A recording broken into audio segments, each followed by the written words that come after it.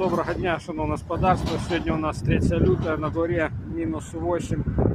І недавно мені сябр прислав ролик, вельми тут дренно був зроблений ролик, взагалі не зрозуміло, там літерально з кілька кадрів, розповідаючи про те, що в Польщі на вулиці виставляють грейники такі от.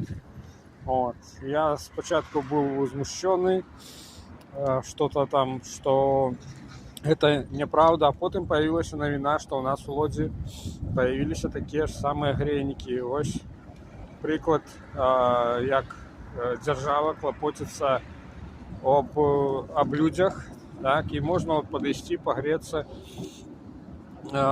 Вуголь, коли палиться, не дає сильно великого смогу, да, а теплиня його відходить.